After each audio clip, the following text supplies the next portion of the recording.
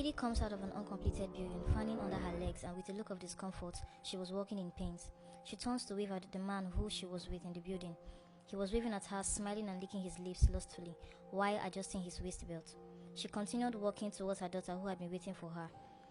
She had a questionable look on her face after seeing her mother's condition and asking her what she went to do in there. The lady then told her daughter that she works for the man and she went in there to work. She brought out money and gave it to the girl, and they left the place. The next day, the little girl went to school and met her principal with two teachers at the school gate. The principal inquired if she has paid her school fees, and the girl said no. Getting provoked, the principal asked her why her mother hasn't come to pay her fees, since this was not the only debt she has to pay, and that she has been owing for some terms, and this time they were not going to let her in. The little girl cried and pleaded with him to let her in, but the principal shouted at her to go home. He chased her away and threatened to flog her with the cane. She cried all the way to the house. When she got home, she met her mom sweeping the compound. The lady stopped sweeping when she saw her child crying home. She asked her what the problem is and why she was crying. The little girl then told her mom that she was sent out of school because she hasn't paid her school fees. The lady consoled her and followed her to the school. On getting there, they met only the principal at the gate. The lady started pleading with the principal to let her daughter in, that she was going to bring the money soon. The man refused to accept her pleas, but instead he said that there is only one way for the little girl to go in, and that was to pay her fees, and she could do so either in cash or in kind.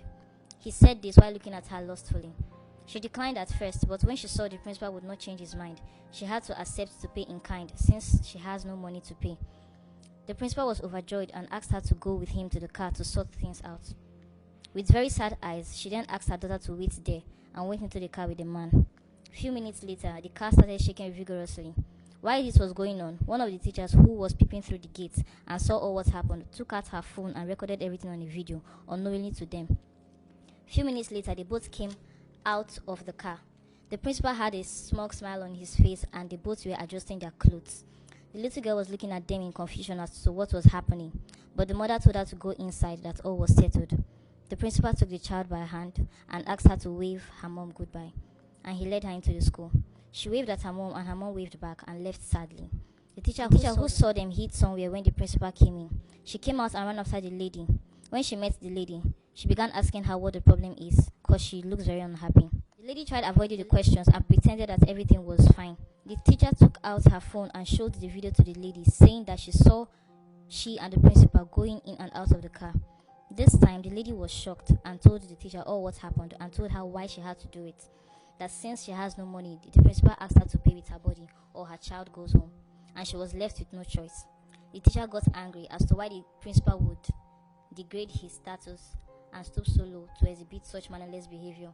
She then called the police and reported everything to them and gave them the school address. Minutes later, the police came and dragged the principal out and took him to the station to be continued.